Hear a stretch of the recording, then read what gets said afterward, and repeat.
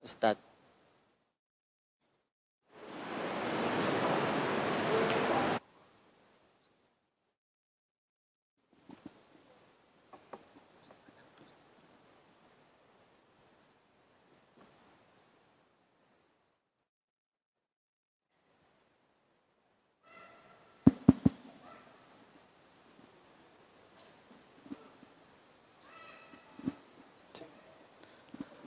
Bismillahirrahmanirrahim.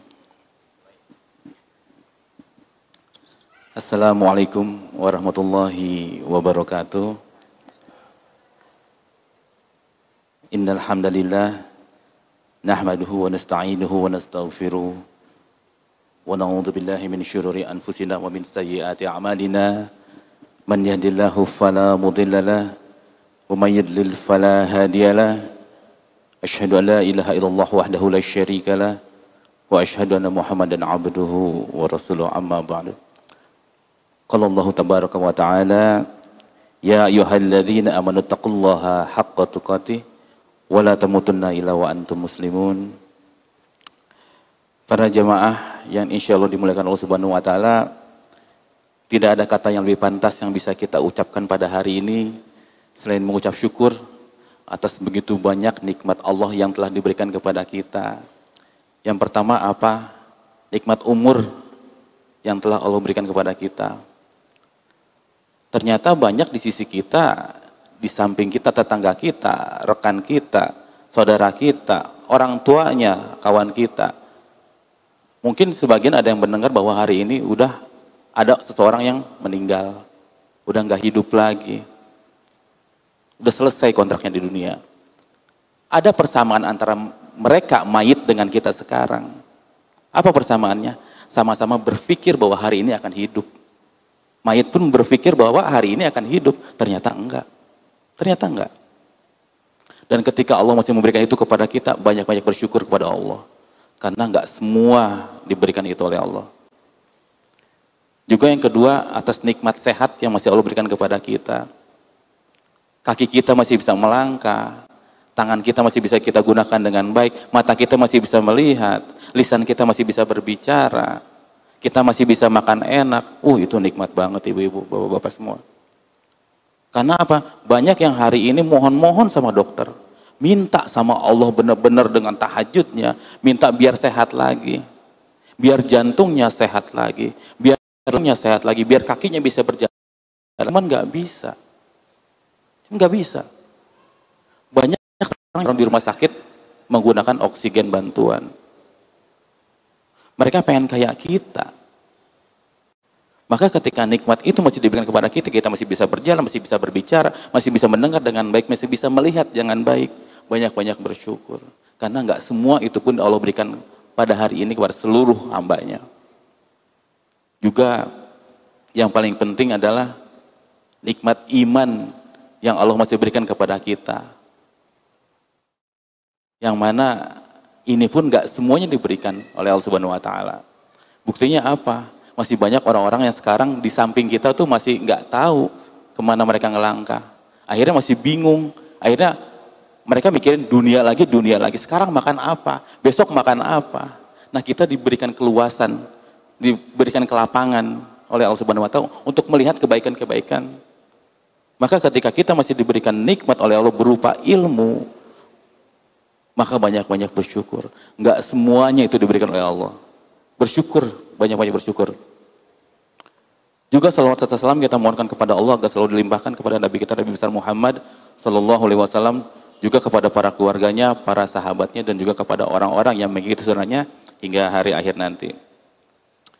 Jamaah yang dimuliakan Allah Subhanahu wa taala, perlu kita ketahui yang menjadi tolak ukur keberhasilan manusia dalam kehidupannya adalah bagaimana dia menutup hidupnya. Bagaimana dia mengakhiri hidupnya.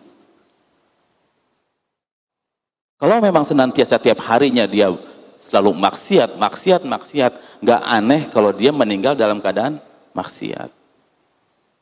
Kalau dia kebiasaannya ibadah, dijaga terus, sholat 5 waktu dijaga, ada waktu luang dia langsung sholat sunat, ada waktu luang baca Quran, enggak dikasih celah sedikit pun buat kemaksiatan, maka insya Allah dia pun akan mati dalam keadaan husnul khatimah. Nah, disinilah pentingnya istiqomah. Kita akan bicara tentang bab istiqomah di sini. Ini bab yang penting banget dan ini bab yang sangat mulia banget. Karena ketika kita bicara istiqomah, kita bicara surat Hud ayat 112. A'udzubillahi minasyaitonirrajim. Fastaqim kama umirta. Wa man taba ma'aka wala tatghaw. Innahu bima ta'maluna basir. Kata Allah Subhanahu wa taala, beristiqomahlah engkau wahai Muhammad sebagaimana telah diperintahkan kepadamu dan orang-orang yang bertaubat bersamamu. Dan jangan kamu melampaui batas, sungguh Dia Maha melihat atas apa yang kamu kerjakan. Ayat ini ditujukan kepada Nabi kita sallallahu alaihi wasallam dan orang-orang yang berjalan bersama beliau. Insya Allah kita pun akan berjalan bersama beliau. Insya Allah. Dalam riwayat Abdullah bin Abbas radhiyallahu anhuma, dalam tafsir Imam Al-Qurtubi, beliau radhiyallahu anhuma menjelaskan bahwa ma nazala ala Rasulillah sallallahu alaihi wasallam ayatun hiya asyaddu wala asyaqqu min hadhi alaih. Tidak ada satupun ayat, kata beliau, tidak ada satupun ayat yang diturunkan kepada Rasulullah sallallahu alaihi wasallam yang lebih berat, yang lebih sulit daripada ayat ini. Ini ayat yang paling berat, yang pernah diemban Rasulullah sallallahu alaihi wasallam. Berat. Ini perintah terberat, tersulit yang pernah diemban oleh beliau sallallahu alaihi wasallam. Nah, ayat ini menjelaskan kepada kita, membuka mata kita bahwa perintah terberat itu bukan sholat. Perintah terberat itu bukan sholat, tapi istiqomah dalam sholat. Perintah terberat itu bukan puasa, tapi istiqomah dalam puasa. Perintah terberat itu bukan infak di saat sulit, tapi istiqomah kita berinfak dia saat kita lagi sulit. Perintah terberat itu bukan berakhlak mulia dan tidak marah, tapi kita istiqomah berakhlak mulia dan tidak marah. Oh, ini berat. Ini berat ya, Ma. Kadang bertanya, hijrah kok susah amat ya gitu. Oh, enggak. Hijrah enggak susah. Yang susah apa? Istiqomah dalam hijrah. Bisa enggak kita bertahan di situ?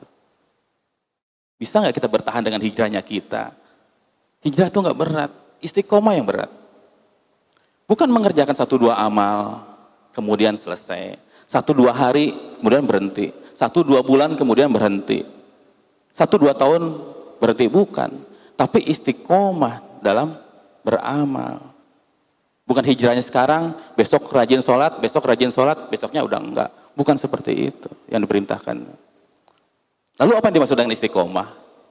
Kalau teman kita nanya, apa sih istiqomah gitu? Ya itu istiqomah gitu. Istiqomah aja udah. Ini kata yang tidak asing lagi sebenarnya buat kita.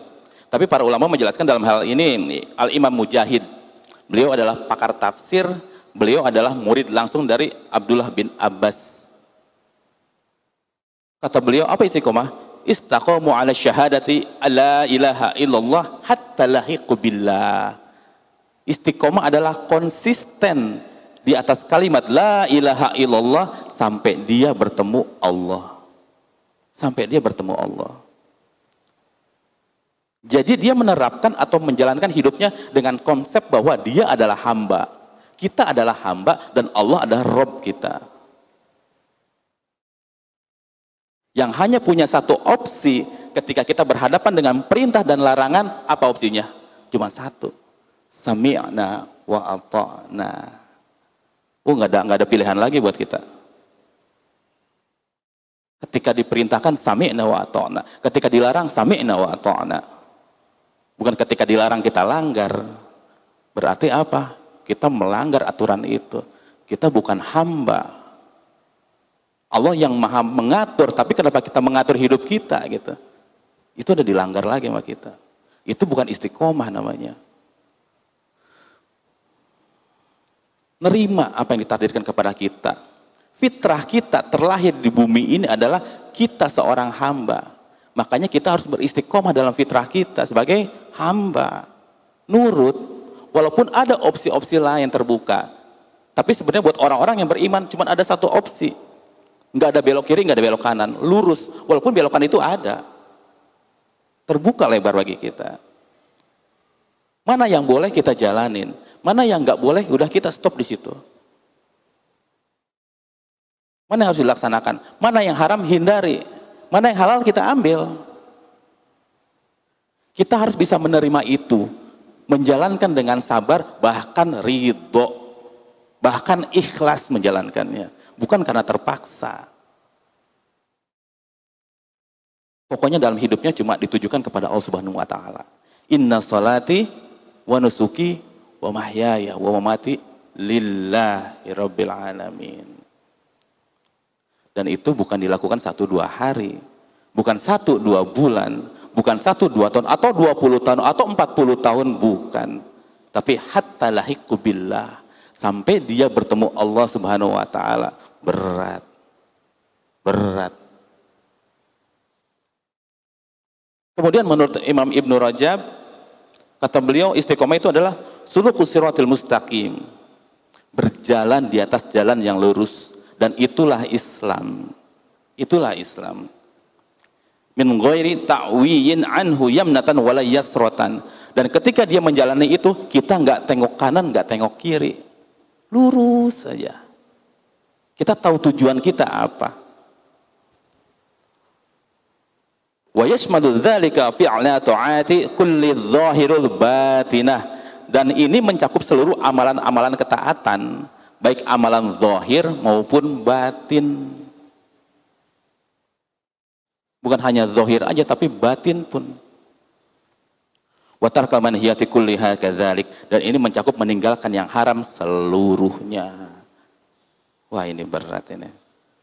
Jadi fastaqim kama umirta itu adalah memposisikan kita sebagai hamba yang berjalan di atas jalan yang lurus, nggak tengok kanan, nggak tengok kiri, nggak tergoda ini, nggak tergoda itu.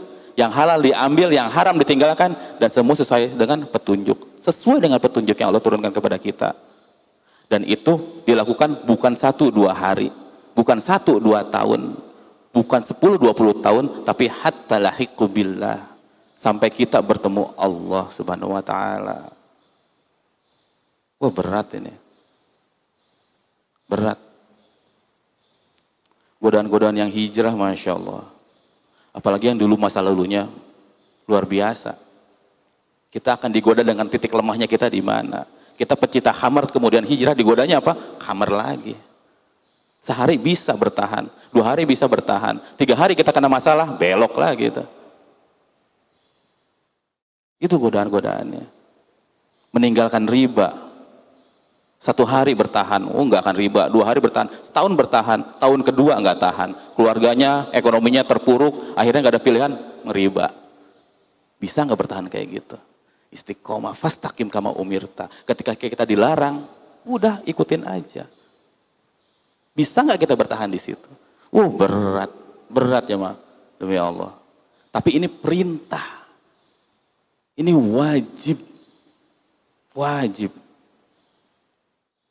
Makanya nggak heran kata Abdullah bin Abbas, tidak ada ayat yang lebih berat yang diiman Rasulullah Shallallahu Alaihi Wasallam semasa hidupnya kecuali ayat fastaqim kama umirta. Ini sulit ya mah. Kita dituntut untuk itu lagi, dan ini perintah dari Allah Subhanahu Wa Taala. Fil amr. Yang sulit itu bukan berbuat baik. Berbuat baik itu mudah, tapi konsisten berbuat baik, wah itu berat. Berat. Kadang kita ikut ujian. Yang sulit itu bukan ikut kajian, tapi istiqomah kita ikut kajian, itu bisa nggak? Kadang kan kita capek dulu, ntar minggu depan aja. Wow. Atau gue lagi beresin kerjaan dulu nih, lagi banyak kerjaan di kantor. Atau gue urusin bisnis gue dulu deh gitu. Kan gitu kan mayoritas orang ya. Ada kerjaan, ibadahnya keganti. Lo kemana aja bro, sebulan gak kelihatan. Ya nih bro lagi sibuk. Atau gue lagi off dulu, lagi banyak masalah gue gitu. Yang susah itu istiqomah. Ini perintah berat Ustadz, setuju. Bukan kita aja, Rasulullah SAW pun berat menjalani ini. Bukan hanya diperintahkan untuk sholat, tapi istiqomah, bayangkan.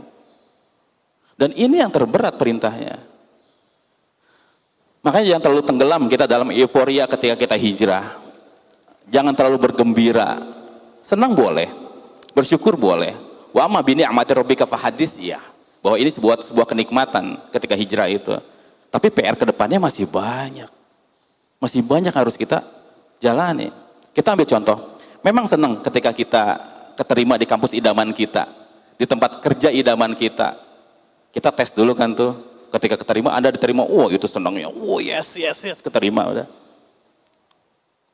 6 bulan ke depan, ujian akhir semester, stres. Bisa nggak ada istiqomah?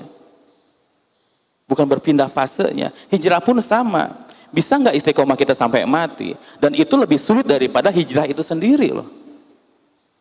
Itu lebih sulit daripada hijrah itu sendiri. Atau gini, ketika kita telah membuat keputusan besar dalam hidup kita, misalkan untuk wanita yang belum berhijab, untuk memutuskan berhijab itu berat memang. Atau ada seorang pekerja yang di tempat kerjaannya dulunya gajinya puluhan juta bahkan ratusan juta, tapi dia tahu bahwa pekerjaannya itu bukan pekerjaan yang Allah ridho. Untuk memutuskan keluar dari area itu berat. Tapi yang paling berat adalah bisa nggak dia istiqomah bertahan di area barunya. Wah, itu luar biasa. Dan tentunya syaitan itu nggak suka kayak gitu-gitu.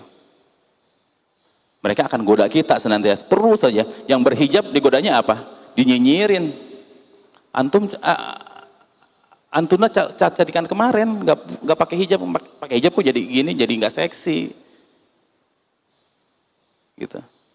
Terus yang pindah dari tempat kerjaan yang lama ke tempat kerjaan yang baru, tadinya nggak pernah khawatir beli perhiasan, nggak pernah khawatir beli kendaraan, nggak pernah khawatir. Tiba-tiba pindah kerjaan karena tahu itu hal yang haram, dia keluar sekarang beras aja nggak ada, susah beli beras. Bisa nggak dia istiqomah di situ? Itu diuji dulu. Benar nggak kita beriman sama Allah Subhanahu Wa Taala? Bisa nggak dia bertahan di track itu? Itu loh masalahnya. Karena setan akan buat dia tersungkur. Kapanpun itu. Digoda terus supaya gagal. Enggak di H1, H+1, H+ seminggu. Enggak di H+ seminggu, H+ sebulan. Enggak H+ sebulan, terus aja goda H+ setahun. Setahun enggak 10 tahun digoda. Pokoknya harus tersungkur nih orang gimana. Dan ini banyak kasus. Banyak kasus ini. Makanya kalau kita lihat ada orang dapat hidayah. Beberapa bulan lalu mungkin ada teman-teman kita seperti itu. Dapat hidayah beberapa bulan yang lalu, dia rajin, sholatnya rajin, belajarnya rajin, kajiannya rajin. Dia itu bukan sudah berhijrah, bukan, tapi dia sedang berhijrah, sedang menjalani proses hijrahnya. Karena hijrahnya itu baru dimulai. Dan perjalanan hijrahnya itu nggak akan pernah berhenti sampai kapan? Hatta lahiqu billah. Sampai dia bertemu Allah Subhanahu Wa Taala. 1 atau 2 bulan, 1 atau 2 tahun, 10 tahun, 20 tahun itu bukan ukuran. Yang jadi ukuran bagaimana dia menutup hidupnya. Ada hadis dari Rasulullah SAW, beliau pernah bercerita bahwa ada seseorang, ini ceritanya, ada seseorang yang dia mengisi kehidupannya dengan amalan-amalan surga. Ada seorang yang mengisi hidupnya dengan amalan-amalan surga, bayangkan. Hingga jarak dia dengan surga hanya 1 hasta. 1 hasta segini, pendek. Tinggal nunggu kematiannya aja. Lalu takdir Allah mendahului dia. Faya'mal bi'amali ahlin nar. Di ujung hidupnya, dia mengisi amalan dengan amalan ahli neraka. Fayadkhulaha. Maka dia masuk ke neraka itu. Di akhir hidupnya dia ngerjain amalan-amalan ahli neraka dan dia masuk neraka. Yang lain-lainnya nggak dilihat. Kejadiannya nggak sekarang?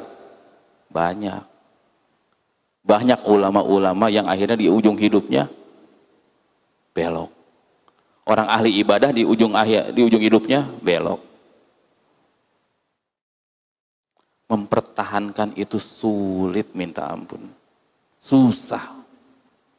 Jadi siapa yang bisa mengklaim dia bisa istiqomah? Sementara buat Rasulullah SAW aja ini berat. Berat, nggak bisa, nggak gampang. Tapi beliau taat ketika diperintahkan ini. Nggak ngebangkang. Beliau jaga. Jangan sampai tergelincir. Kita masih bisa ketawa. Main sana sini. Bahkan menurut riwayat beliau SAW mengurangi ketawa setelah ayat ini turun. Takut tergelincir. Beliau lebih serius lagi untuk bertahan. Bisa jamin gak kita tahun depan bisa istiqomah? Belum tentu. Hadirin rahimahumullah, contoh ini banyak. Mungkin tahun lalu diantara kita ada yang kalau berangkat kajian, mungkin ibu-ibu semua, teman-teman semua, ketika berangkat kajian, telepon teman-teman, kajian yuk, ayo, semangat mereka. Atau kita tahu di samping kita, kiri kita siapa, kanan kita siapa, depan kita siapa, belakang kita siapa. Tahu tuh waktu kita kajian. Dan sekarang hilang. Ada nggak kayak gitu? Banyak ya. Yang dulu semangat diajakin kajian, sekarang ketika kita ajakin, aduh lagi sibuk. Aduh lagi ini, lagi itu dulu, ntar ya, minggu depan ya, atau bulan depan ya. Dan dia hilang sekarang. Wala salam wala kalam. Nggak bilang salam, nggak pamitan, nggak apa, hilang gitu aja. Ini berat istiqomah jemaah. Dan kita dengar berita tentang dia apa? Ternyata dia kembali ke jalan yang dulu. Naudzubillah min dzalik. Bahkan lebih jauh lagi. Dan itu bukan satu dua orang, makanya nggak heran. Buat Nabi aja berat, apalagi buat kita. Dan ini bakal berat bagi kita kalau kita nggak minta pertolongan Allah Subhanahu wa Ta'ala. Berat. Kita nggak akan bisa sendirian. Ini baru amalan zahir.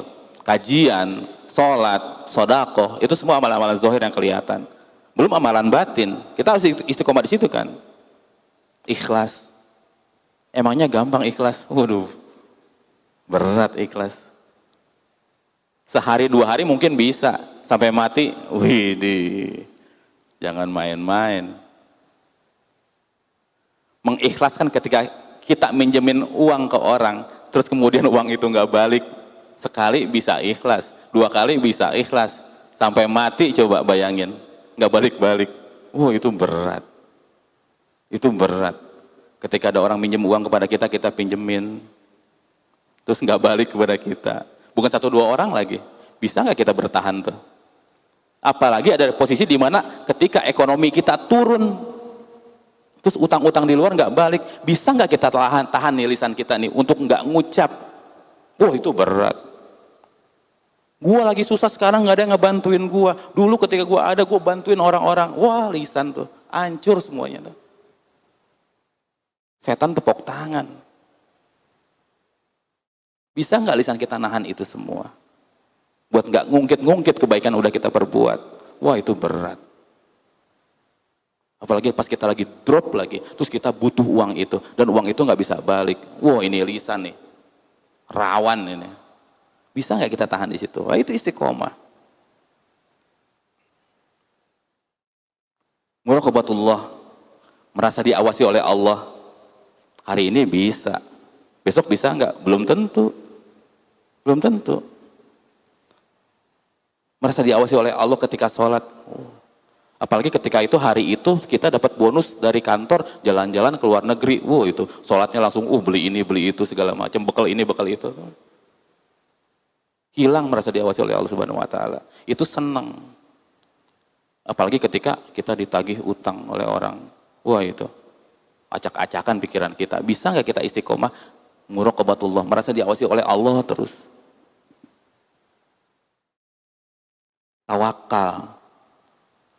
1-2 kasus mungkin kita masih bisa berserah diri kepada Allah, menyerahkan semua kepada Allah Subhanahu wa Ta'ala. Tapi bisa nggak tiap ada kasus kita berserah diri kepada Allah?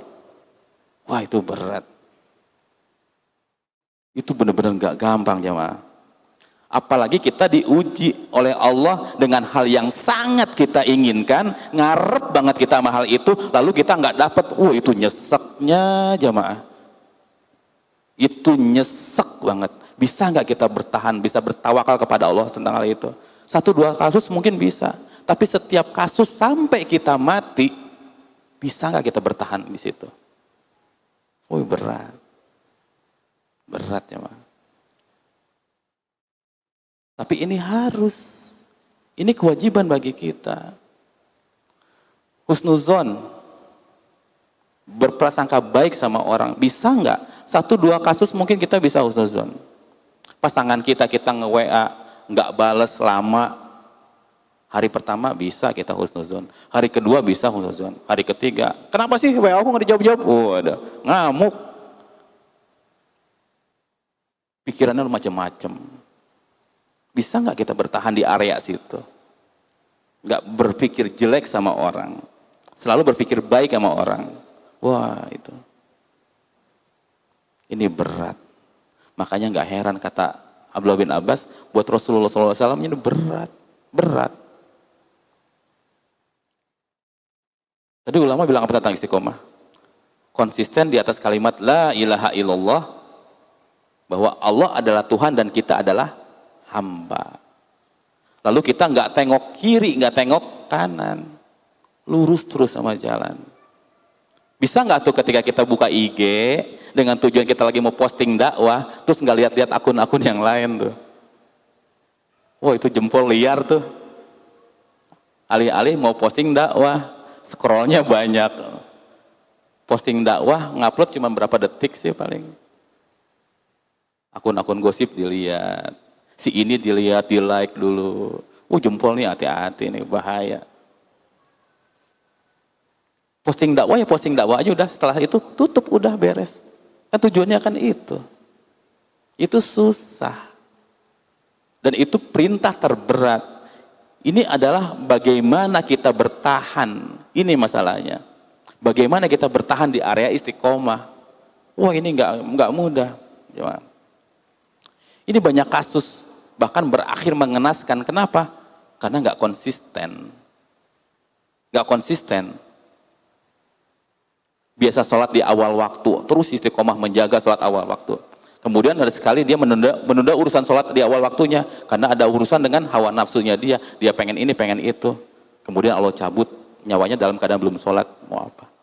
Wah itu resikonya. Alhamdulillah. Dan ini kan konsep hidup istiqomah tuh. Seluruh pakar yang sukses di bidangnya masing-masing dalam kehidupan ini bukan masalah agama. Kalau ditanya, apa sih kunci kesuksesannya? Jawabnya apa?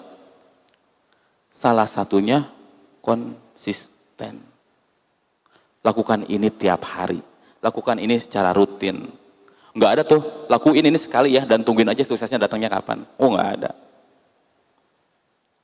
Para penghafal Al-Quran tanya nih Mas Aufa, ya kunci kesuksesannya apa? Istiqomah ngafal. Konsisten ngafal. Kalau enggak seperti itu, udah hilang, ngeblank. Istiqomah umur rojaah. Kalau enggak, ngeblank. Bener ya Mas Sofa ya? Luar biasa. Kuncinya konsisten, istiqomah. Ada nggak kasus yang kayak gitu? Banyak. Yang nggak istiqomah, yang nggak konsisten, hancur banyak. Apalagi keputusan hijrah ini bukan keputusan turun level, tapi keputusan naik level. Hijrah ini. Ketika ditanya, kenapa sih antum hijrah? Pengen dekat sama Allah. Itu naik atau turun? Naik. Naik kelas. Pertanyaannya ketika kita ujian untuk naik kelas, itu lebih sulit atau lebih mudah daripada ujian yang lalu? Lebih sulit. Ketika kita masuk SMP, kemudian kita belajar, masuk SMA, beratan mana? SMA. Sama hijrah pun, makin tinggi tingkat hijrah kita, ujiannya makin berat bukan makin gampang. Salah. Kalau nggak lulus gimana? Ngulang, remedial, gitu kan.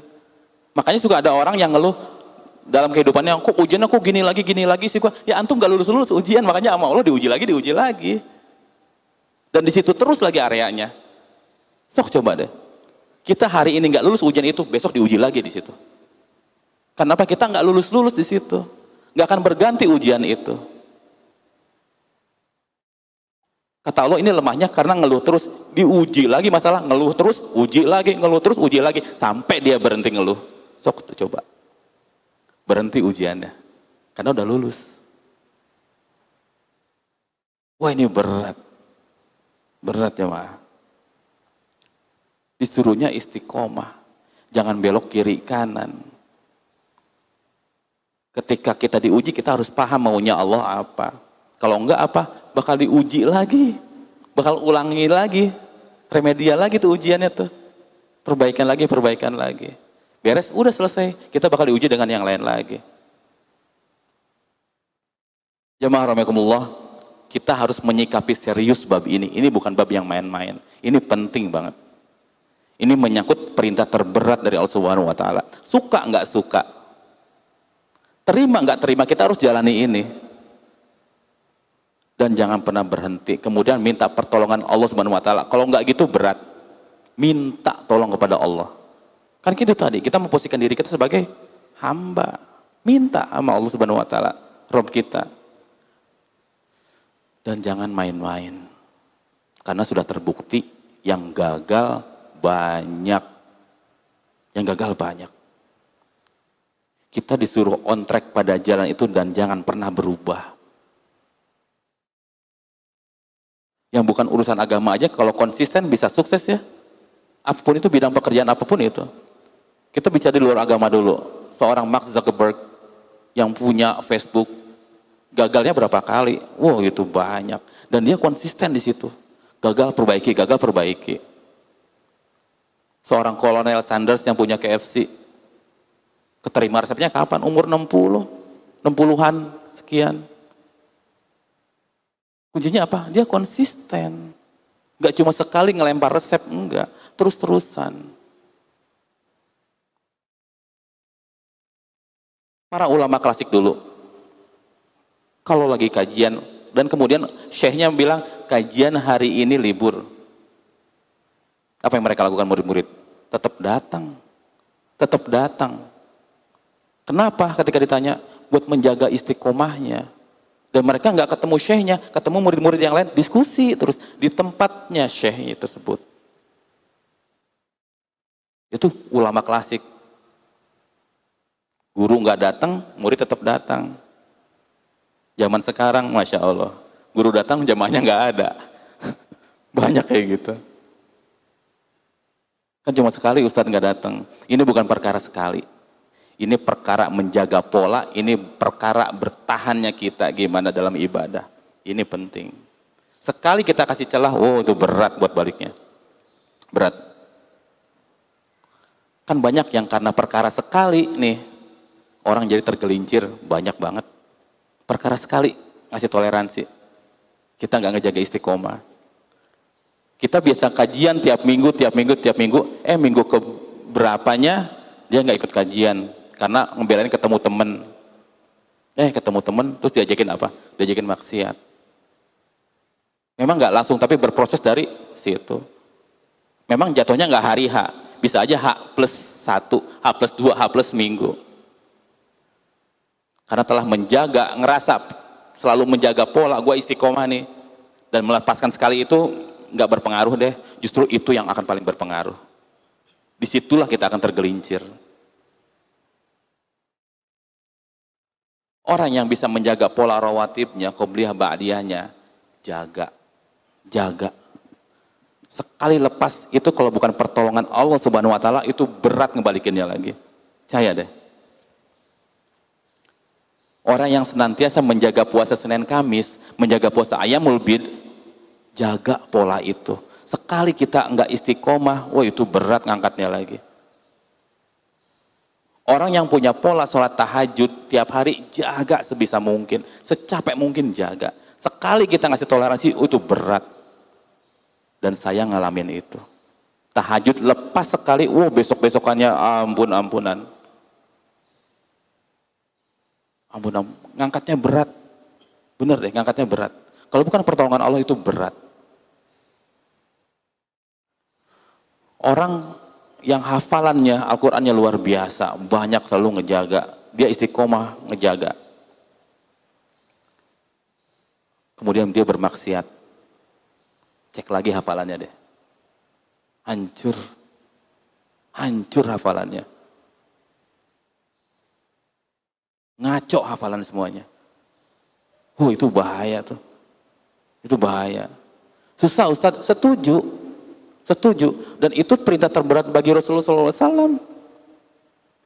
Menjaga pola itu memang berat. Tapi orang-orang besar akan menjaga polanya. Untuk menjaga dirinya, menjaga imannya, menjaga kesuksesannya. Karena konsisten adalah kunci. Istiqomah adalah kunci. Ini penting. Mohon maaf nih, ibu-ibu yang dietnya berhasil, yang bisa jaga berat tubuhnya, itu karena apa? Acak-acakan? Bukan dietnya. Dietnya konsisten. Benar nggak Bu? Konsisten. Kok saya nggak turun-turun ya? Dibilang ibu kalau diet 3 bulan ke depan jangan makan lemak, jangan makan gula, jangan makan garam. Hari ketiga ngebaso dia. Ya nggak bisa. Nggak konsisten, bisa nggak kayak gitu? Nggak bisa. Konsisten itu kunci. Dan buat kita yang pengen langsing misalkan, rela menderita, nggak makan ini, nggak makan itu, masa buat ibadah aja kita berat? Karena memang berat, memang tersiksa, tapi kan kita ada tujuannya apa? Menjaga iman kita. Teman-teman yang fitness, yang laki-laki, yang bisa buat kita six pack itu apa? Konsisten. Padahal ada yang barengan dengan kita fitness misalkan, kita 3 bulan udah six pack misalkan, ya dia masih one pack. Kenapa? Masih tanya kenapa masih one pack? Nggak konsisten. Kadang fitness, kadang enggak, kan gitu. Ini kunci. Capek memang, konsisten itu capek, berat, tapi memang harus. Kalau enggak gagal kita, gitu aja. Semua ini tentang konsistensi dan itu yang paling sulit. Buat ibu-ibu yang ingin langsing itu, mohon maaf, nggak berat untuk memutuskan diet. Untuk memutuskan diet itu nggak berat. Yang berat apa? Istiqomah dalam diet itu. Buat laki-laki yang one pack nih, nggak berat untuk memutuskan, kita nge-gym deh bulan depan. Gampang. Yang berat apa? Istiqomah, kita nge-gym gimana, bisa nggak? Kan gitu. Ini berat istiqomah tuh, Allahu Akbar. Jangan pas lagi happening aja kita ikut-ikutan. Kayak yoga gitu. Di IG lagi rame nih yoga, ikut-ikutan lah yoga. Upload. Ketika ditanya, kenapa nggak yoga lagi? Sakit-sakit badan. Udah aja. Beres. Karena udah ngerasa ada foto, udah. Hijrah pun seperti itu. Jangan ketika lagi happening aja hijrah. Istiqomah dalam hijrah. Ini kalau mau ada yang ditanyakan, boleh tulis di kertas, kirim ke sini aja. Ya, masih ada materinya sambil ini. Begitu juga ibadah. Nah ini, setelah bulan Ramadan kemarin kita diperintahkan untuk apa? Puasa. Anjuran-anjurannya apa aja? Baca Quran, minimal 1 juz dalam 1 bulan. Terus qiyamul lail, kita biasa tahajud, kita biasa tarawih, ditambah lagi tarawih, berat.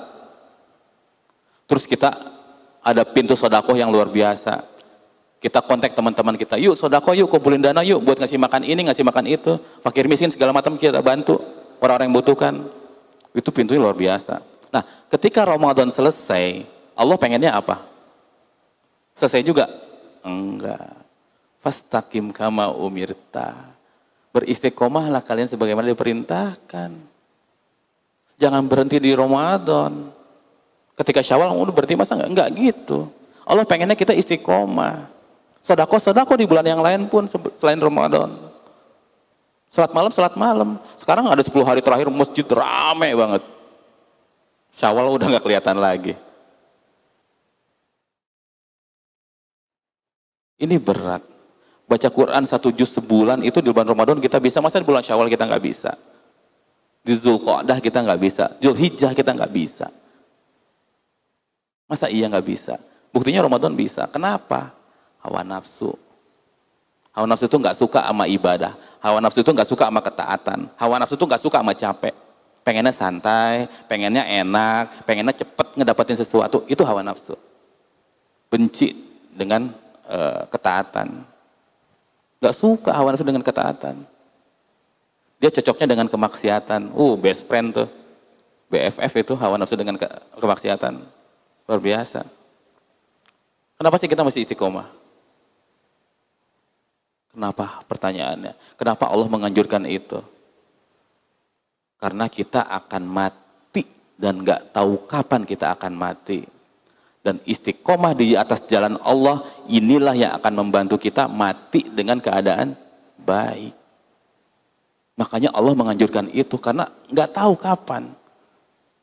Kalau kita selalu menjaga sholat, ibadah, zikir, segala macam, tiap waktu kita jaga, otomatis pas dicabut nyawa pun lagi keadaan baik.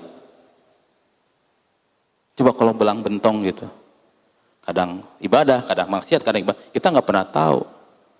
Bisa jadi yang kayak Rasulullah SAW tadi ceritain, semua ada orang hidup dengan amalan surga, sehingga jarak dia dengan surga cuma 1 hasta, tapi di akhir hidupnya dia berbuat maksiat dan Allah ambil itu dalam keadaan maksiat. Nauzubillah min dzalik. Capek-capek bertahun-tahun sampai mau mati mengerjakan amal surga, matinya dalam keadaan maksiat, hancur semuanya. Hancur. Kita istiqomah dalam berbuat baik. 20 tahun kita usaha, kita bikin usaha jujur, kita terbuka, kita baik sama orang. 20 tahun kita jaga tuh usaha kita lancar. Di tahun 21 kita jadi orang yang tamak, kita jadi orang yang serakah, dan kita jadi orang yang gak jujur. Hancur usaha, dan 20 tahun itu hancur juga. Itu berat. Berat. Istiqomah akan membantu kita mati dalam keadaan baik. Karena Imam Ibnu Katsir menasihati kita, man 'asha 'ala syai'in mata 'alaih. Siapa yang hidup dengan pola tertentu, maka dia akan dimatikan dengan pola tersebut. Itu kuncinya istiqomah. Itu Ustadz Aufa. Ada yang mau tanyain? Ya.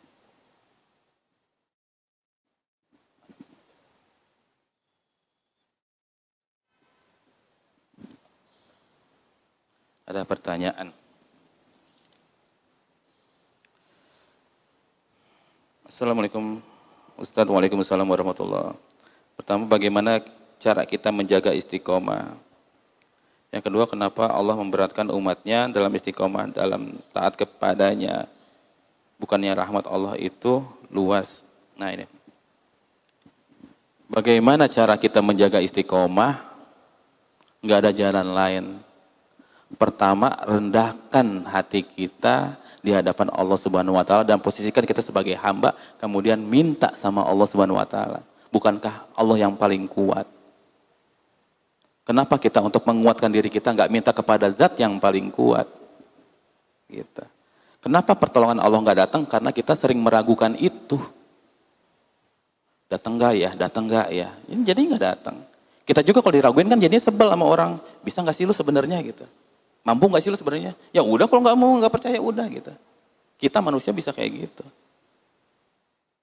Jadi yakinkan bahwa Allah itu benar-benar Rob kita dan kita adalah hamba dan nggak ada lagi pintu kita memohon kecuman Allah satu dan minta sama Allah, minta dikuatkan. Cuman itu doang, nggak ada cara lain. Kenapa cuma satu aja Ustaz? Cuma satu yang paling kuat, nggak ada lagi. Yang maha perkasa cuma satu, yang maha mengatur cuma satu, nggak ada lagi. Minta sama Allah. Kenapa Allah memberatkan umatnya dalam istiqomah, dalam taat kepadanya? Bukannya rahmat Allah itu luas? Yang pertama, surga itu mahal. Surga itu bukan sembarangan orang. Kalau semuanya gampang, lalu ujiannya di mana? Sama aja Anda bertanya, kenapa sih kita ujian nggak dikasih jawabannya gitu? Kan mempermudah kan? Lalu ujiannya di mana? Bukankah dengan belajar kita lebih kuat? Gitu. Jadi nggak ada ujian yang kita kasih jawabannya. Walaupun itu mempermudah si siswa kan sebetulnya. Tapi ujiannya di mana? Kenapa seperti itu? Allah pengen kita jadi pribadi yang baik. Pengen pribadi yang kuat. Di antara cobaan-cobaan yang kita hadapi, ada orang yang bahkan lebih berat lagi ujian daripada kita dan dia bisa melewati itu. Allah pengen kita kuat. Intinya gitu. Rahmat Allah itu luas, benar. Karena apa? hasil dari usaha kita berjuang bertahan di jalan Allah, itu hasilnya pun akan lebih besar daripada apa yang kita perjuangkan. Percaya deh, surga itu lebih luar biasa daripada sakitnya kita di dunia. Saking sakitnya kita di dunia, nantinya ketika Allah memberikan membalas semuanya, sampai-sampai kata menurut riwayat itu, sampai-sampai rasa sakitnya kita itu hilang, sampai nggak tahu kita, sampai lupa kita pernah sakit di dunia. Dan itu rahmatnya Allah yang luar biasa. Dan yakinlah bahwa Allah itu benar-benar sayang sama kita. Ada lagi? Ustaz, apakah hidayah bisa ditarik oleh Allah? Jika iman kita naik atau turun, apakah ada amalan tertentu? Yang pertama, hidayah itu hak Allah. Allah mau ngasih kepada siapa, mau nggak ngasih, itu hak Allah. Tapi biasanya kalau Allah ngasih, pasti ada satu alasan. Walaupun itu jatuhnya sama preman, sama tukang bunuh misalkan, sama yang benar-benar pemaksiat. Tapi kenapa tuh pemaksiat kok bisa dapat hidayah, kok kita enggak gitu? Pasti ada satu amalan yang mungkin dia sendiri nggak sadar yang bikin Allah jatuh cinta sama dia. Kenapa kita bisa lihat kan orang-orang yang preman segimanapun, teman saya almarhum Bang Tato itu tukang begal dulunya. Saya bukan buka aib, tapi ini luar biasa. Beliau tukang malak-malakin orang, kemudian matinya punya rumah tahfiz. Allahu Akbar. Sampai orang mikir aja, ini orang pantasnya mati. Ternyata Allah bilang enggak, pantasnya hidup. Sampai beliau punya rumah tahfiz, meninggal dalam keadaan punya rumah tahfiz. Allahu Akbar. Semoga Allah merahmati beliau. Dan itu bukti sayangnya Allah kepada kita semua. Dan itu mungkin. Dan hak Allah mau ngasih kepada siapa atau mau cabut. Kenapa bisa dicabut hidayah dari Allah? Karena kita nggak ngejaga hidayah tersebut. Kitanya nggak istiqomah. Bukannya Allah yang nyabut. Kitanya nggak bisa menjaga. Jadi hidayah itu kabur sendiri. Ya kita punya binatang peliharaan, kalau nggak dikandangin, nggak dijagain, kita buka pintunya, lost dia. Sama, hidayah pun seperti itu. Kalau kita nggak jaga, nggak kita pagerin, ada celah ngebuka satu, itu hidayah kabur. Cari kepada orang yang lebih pantas lagi mendapatkan hidayah. Makanya jangan sampai hidayah itu kabur dari kita. Jika iman kita naik turun, apakah ada amalan tertentu? Istiqomah, nggak ada lagi. Paksain. Istiqomah itu, ini amalan, kalau kita nggak paksain, ini nggak akan bisa. Paksain. Suka nggak suka, terima nggak terima, paksain. Udah itu aja. Saya ketika bertanya sama guru-guru saya pun seperti itu. Gimana, ada amal-amal bacaan apa gitu? Enggak, paksain. Udah. Waktunya sholat paksain di awal waktu. Kalau kita mau menjaga istiqomah, tahajud paksain. Jangan sampai ada celah. Jadi kuncinya apa? Paksain. Itu. Ini panjang amat ini. Assalamualaikum Pak Ustaz. Waalaikumsalam warahmatullahi wabarakatuh. Saya sedang dalam proses hijrah dari pekerjaan riba. Masya Allah, ini luar biasa. Bagaimana caranya agar saya tetap istiqomah, sedangkan teman-teman saya kebanyakan kerja di perusahaan yang sama. Saya ingin menghapus kontak mereka, tapi saya takut dosa karena memutus tali silaturahim. Dan bagaimana dengan harta atau barang yang saya dapat dari gaji riba tersebut? Apakah tetap haram sampai saya wafat? Karena 7 tahun saya kerja di lembaga tersebut. Terima kasih Pak Ustadz. Assalamualaikum warahmatullahi wabarakatuh. Waalaikumsalam warahmatullahi wabarakatuh. Yang pertama, gini, kalau kita, analogi ya, kalau kita lagi kecebur kolam yang penuh lumpur, kuncinya biar kita bersih gimana? Pindah tempat ke tempat yang lebih bersih. Nggak mungkin kita kecebur lumpur, terus kita pengen bersih, tapi kita nggak beranjak dari lumpur. Bisa bersih nggak? Nggak bisa. Kuncinya satu, pindah lingkungan. Sebagaimana dulu pernah Imam An-Nawawi dalam kitabnya Riyadhus Shalihin meriwayatkan seorang pembunuh, 100 pembunuh yang masuk surga. Padahal dia belum pernah beramal sama sekali. Dengan tobatnya jujur. Dengan apa? Dia pindah dari lingkungan yang lama ke lingkungan yang baru. Itu udah dinasihatkan, udah diisyaratkan oleh Rasulullah SAW. Jadi ketika kita pertama berpindah dari lingkungan yang lama, yang kita tahu itu haram, pindah.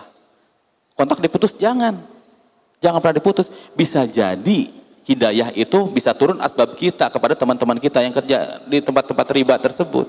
Kita nggak pernah tahu. Bisa jadi itu lahan dakwah kita. Tapi sementara tinggalkan dulu lingkungannya, kuatkan dulu diri kita. Kuatkan dulu diri kita. Terus apakah harta tersebut haram? Wallahu alam. Sekarang kita bekerjanya itu bertahannya karena apa? Apa karena kejahilan kita nggak tahu? Kalau nggak tahu, wallahu alam. Kita cukup bertobat aja sama Allah. Tapi kalau kita udah tahu keharamannya, terus kemudian kita paksain terus makan. Nah, sebenarnya kita bukan qadhi di sini. Saya nggak bisa memutuskan itu porsinya Allah Subhanahu Wa Taala. Dan karena saya sendiri nggak pernah bisa menilai hati seseorang seperti apa. Karena semuanya innamal a'malu binniyat. Memang ada fatwa ulama, ada yang mengharamkan, ada yang cukup dengan bertobat. Ini khilaf ya. Tapi intinya kalau Anda sudah tahu itu haram, segera tinggalkan detik itu juga. Segera tinggalkan, berpindah ke lingkungan yang baru dan jangan hapus kontak-kontaknya. Bisa jadi itulah dakwah kita untuk memperbaiki kita. Wallahu a'lam bishawab. Ada lagi.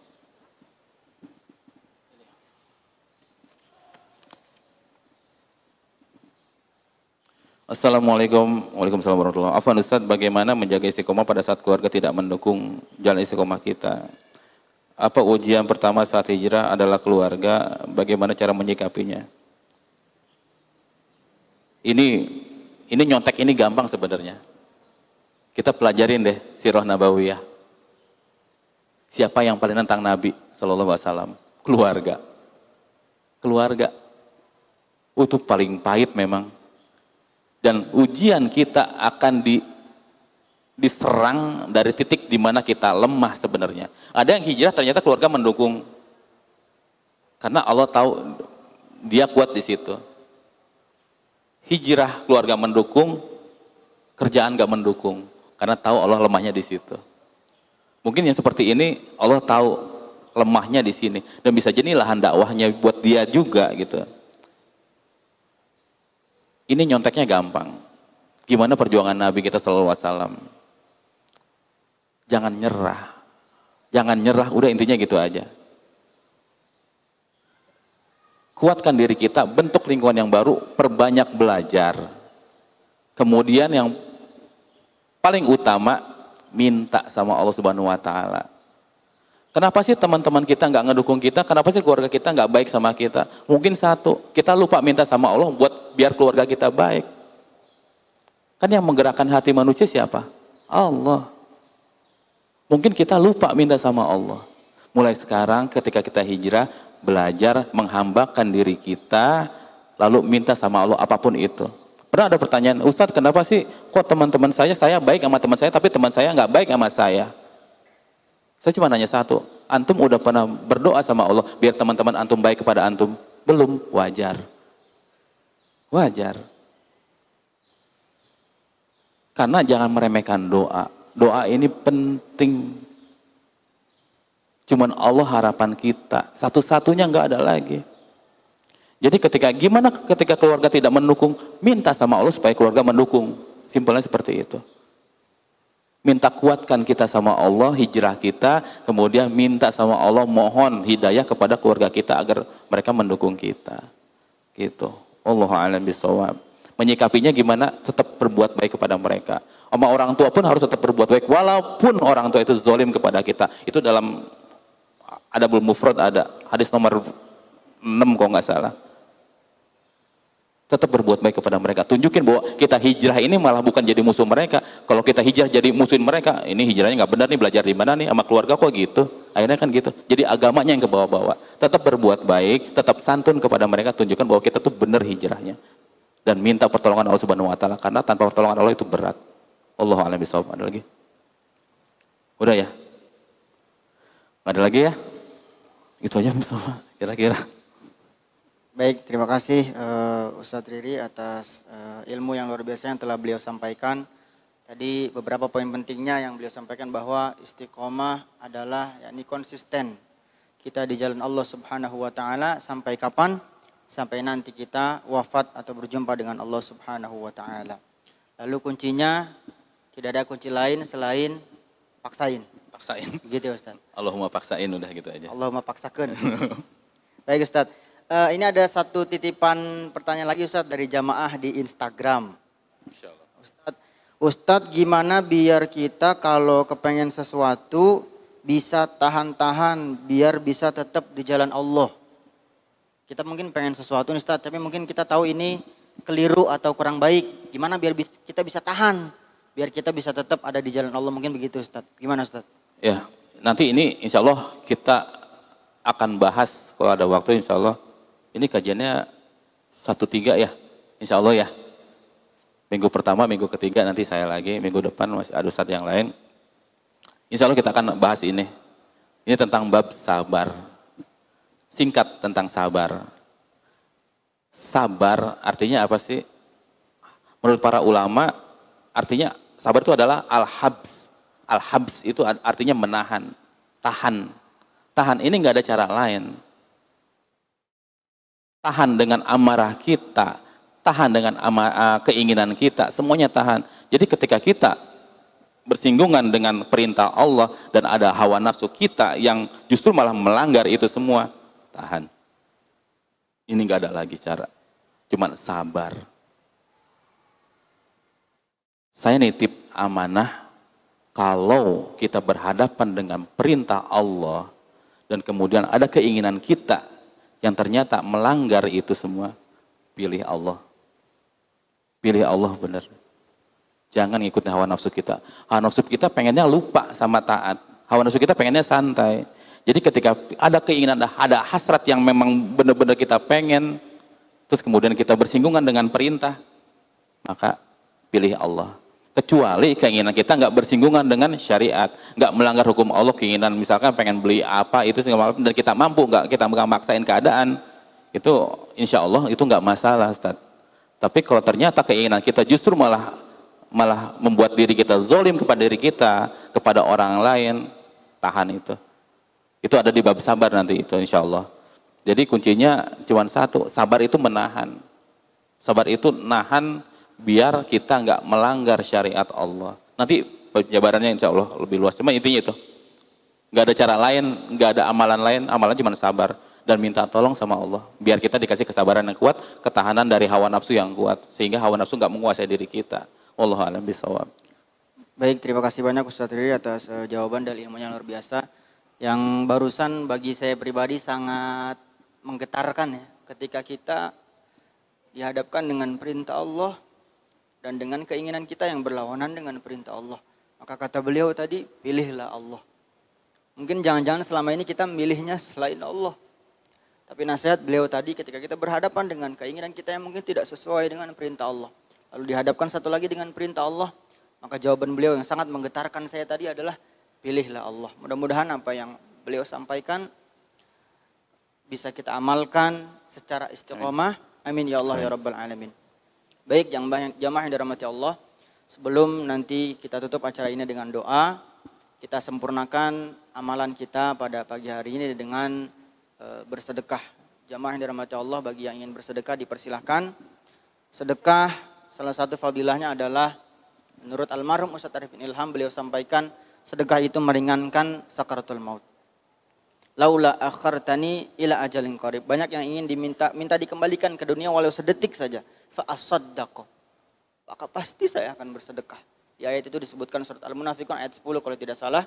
Maka siapkan sedekah terbaik jamaah semua. Bahkan di dalam hadis riwayat Imam Tirmidzi, sebelum nanti kita minta ampun kepada Allah Subhanahu wa taala, sedekah itu sendiri menghapus dosa seperti air memadamkan api. Baik, bagi yang ingin bersedekah dipersilakan, nanti ada yang keliling dari panitia dan Al-Qur'an. Sambil kita melantunkan shalawat bersama-sama. Ya Nabi salam alaika, ya Rasul salam alaika, ya Habib salam alaika, salawatullah alaika, ya Nabi salam,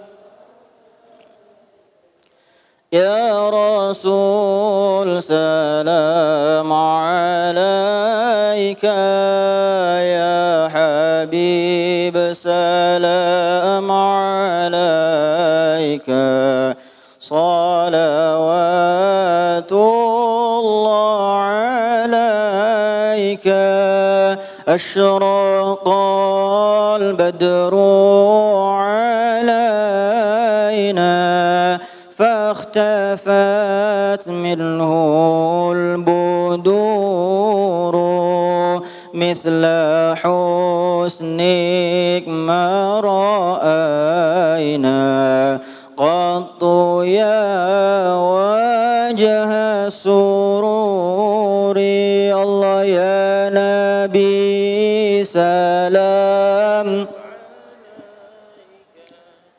يا رسول سلام عليك يا حبيب سلام عليك صلوات الله عليك أنت شمس أنت بدر أنت نور فوق نور أنت إكسير وغالي أنت مصباح الصدور الله يا نبي سلام عليك يا رسول سلام عليك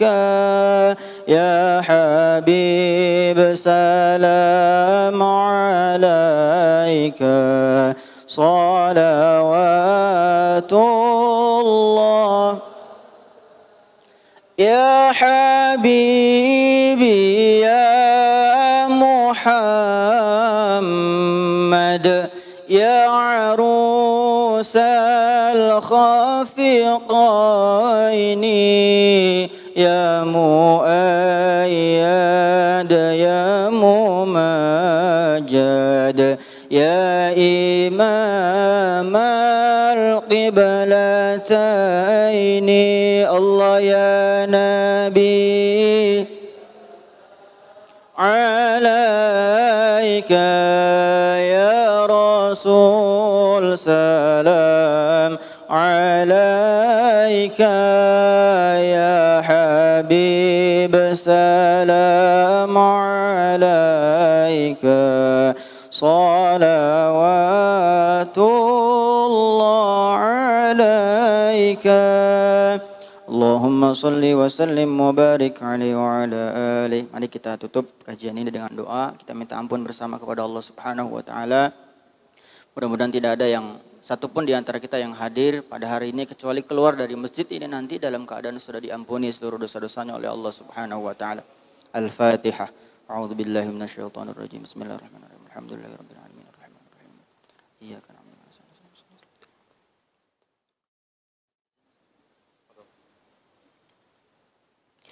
اللهم صل على سيدنا محمد وسلم وبارك ورضي الله تعالى عن كل صحابة رسول الله أجمعين الحمد لله رب العالمين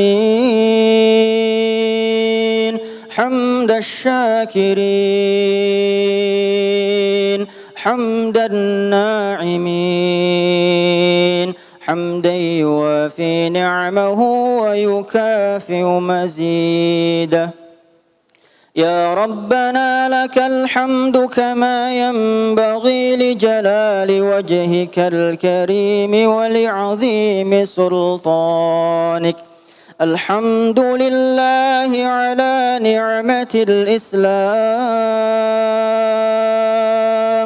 الحمد لله على نعمة الإيمان الحمد لله على نعمة الهداية الحمد لله على نعمة التوبة الحمد لله على نعمة العبادة. الحمد لله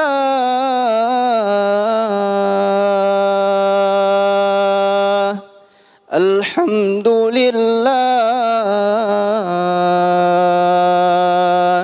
الحمد لله على نعمة كلها. اللهم صل على سيدنا محمد في الأولين والآخرين. اللهم اغفر لنا ذنوبنا اللهم اغفر لنا ذنوبنا كل ذنوب والخطايا ولوالدينا وارحمنا وارحمهما كما ربيانا صغيرا. ولجميع المسلمين والمسلمات والمؤمنين والمؤمنات الأحياء منهم والأموات برحمتك يا أرحم الراحمين. Ya Allah ya Rabbana, telah banyak sekali dosa yang kita lakukan selama ini. Ya Allah ya Rabbana, telah banyak dosa yang kami lakukan selama ini ya Allah. Ya Allah ya Rabbana, telah Engkau saksikan begitu banyak dosa yang telah kami lakukan selama ini. Mungkin seluruh anggota tubuh kami telah melakukan dosa ya Allah. Ya Allah ya Rabbana, dengan kasih sayang-Mu ya Allah, dengan kemuliaan majelis ini ya Allah, di pagi menjelang siang ini ya Allah, kami mohon ya Allah, rahmati kami semua dengan ampunan-Mu. Ampuni seluruh dosa kami. Tidak ada satu pun di antara kami yang hadir pada hari ini ya Allah, kecuali Engkau ampuni seluruh dosa-dosanya ya Allah. Mungkin anggota tubuh kami telah seluruhnya melakukan dosa ya Allah. Mata dari melihat yang bukan hak kami, mulut dari menyakiti orang lain, ghibah, fitnah, sumpah serapah, tangan dari mengambil yang bukan hak kami, pikiran dari rencana yang tidak Engkau ridhai. Kemaluan kami, mungkin di antara kami telah ada yang melakukan dosa-dosa besar. Ya Allah ya Rabbana, tidak ada dosa yang besar dalam pandangan-Mu ya Allah. Tidak ada dosa yang besar jika dibandingkan dengan luasnya lautan ampunan-Mu ya Allah. Ya Allah ya Rabbana, duhai Tuhan yang Maha Pengampun, duhai Rabb yang ampunannya akan selalu jauh lebih besar dari dosa-dosa kami. Ya Allah ya Rabbana, ampuni seluruh dosa kami. Ya Allah ya Rabbana, hari ini kami juga mohon kepadamu ya Allah, rahmati ayah bunda kami, rahmati ayah ibu kami, rahmati papa mamah kami, rahmati abah umi kami. Jika orang tua kami telah ada di alam kubur ya Allah, jadikan kuburnya raudhah min riyadil jannah ya. Lapangkan kuburnya ya Allah. Sampaikan salam rindu kami untuk orang tua kami ya Allah.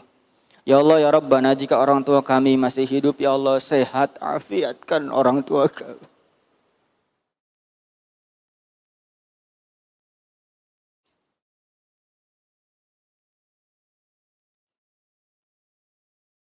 Sehatkan ayah ibu ya Allah. Sehat afiatkan papa mama kami ya Allah. Sehat afiatkan abah umi kami ya Allah. Kabulkan hajatnya ya Allah. Sembuhkan sakitnya ya Allah. Angkat kesusahannya.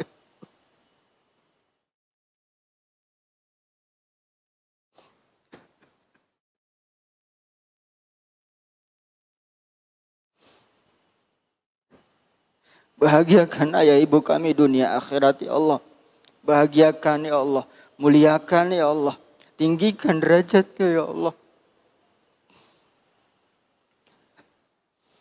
Rahmati ampuni ayah ibu kami ya Allah. Jika orang tua kami masih ada ya Allah, wafatkan orang tua kami husnul khatimah. Wafatkan ayah ibu kami husnul khatimah.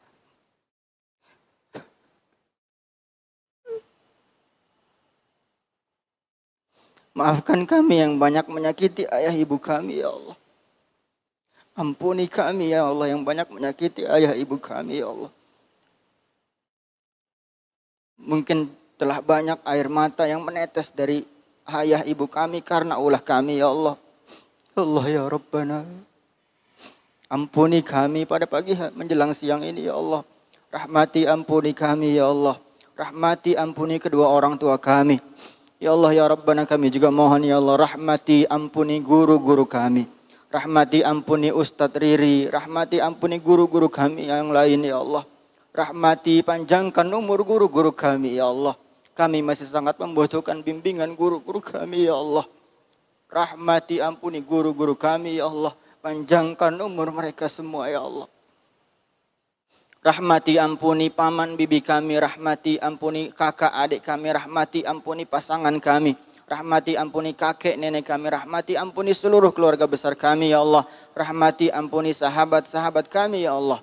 Rahmati kami semua ya Allah. Tidak ada satupun ya Allah di antara kami yang hadir kecuali keluar dari masjid ini ya Allah dalam keadaan sudah Engkau ampuni seluruh dosa-dosa ya Allah.